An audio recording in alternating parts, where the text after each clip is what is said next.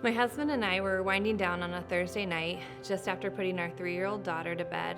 I looked at my phone to check my upcoming work schedule. It was about 8:45 p.m. and I was ready for bed. With a few quiet moments now to myself, I glanced through my email while I had my phone in hand and something caught my eye.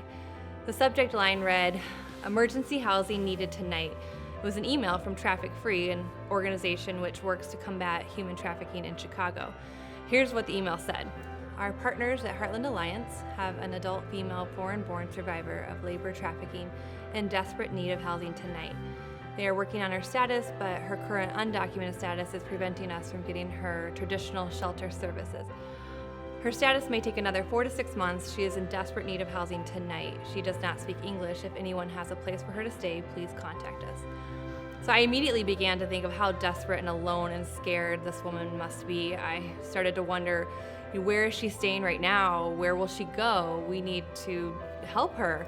And at that time, we had one empty guest room in our basement, as well as another guest living with us for 3 months in another room. And the open guest room would soon be used for my mother, who was coming, that week to help me with the arrival of the baby. I started to have this conversation in my head, and all the reasons why we could not host this woman at this time began to surface. I'm due to have a baby any day now. My mom will be coming next week. I have to work tomorrow at the hospital. This is not good timing. We already have a guest staying with us on the other side of the basement. What if this woman is a threat to my family? We don't even know her. What if her trafficker is looking for her? It's probably not safe to have her here. Maybe someone else has already responded and can take this woman in, and I'm sure they'll figure something out. So God suddenly interrupted the conversation going on in my head, and he gently spoke to me and said, "Kourtney, I hear all of these excuses and I understand. But the truth is, you will always have an excuse. There will never be a time where you don't have to take care of your family or a job to perform or your loved one's safety to look out for. I want you to care for this woman and invite her into your home. I will help you do this. I will sustain you. You don't have to do it alone. Just trust me."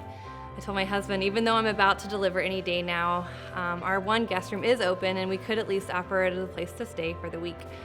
He quickly agreed and started to get the room ready, and we contacted the organization, let them know we could help this woman with a place to stay for about 4 to 5 nights.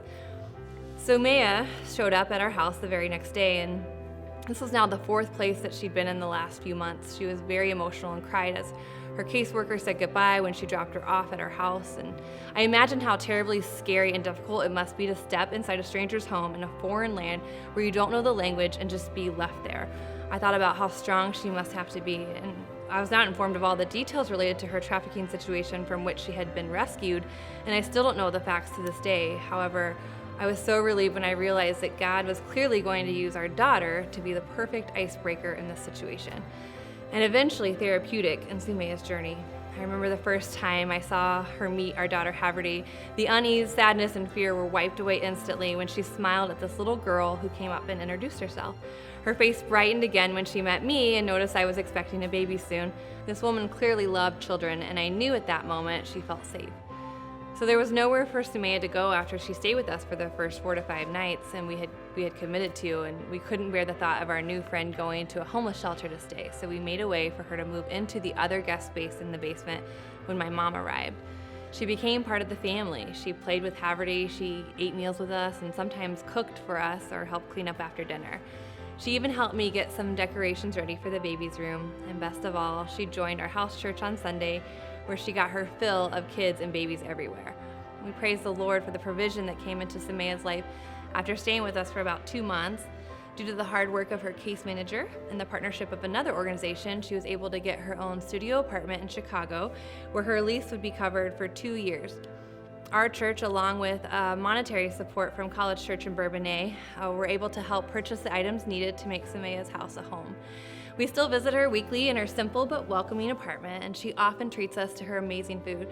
The best parts of our visits, though, is just seeing Sumaya and now 4-year-old Haverty working on activity books as they learn to read together. Our family has learned a very valuable lesson from this experience, as we realize that following the Lord's leading is not always easy, and sometimes it requires sacrifice. However, I believe that when we respond to the things He asks us to do, we will find that He honors His promise to help us do it and enriches our lives along the way. When we have our eyes, ears, and hearts open to what He may be asking of us on any ordinary day and journey with Him in obedience, what wonderful surprises await us in this life.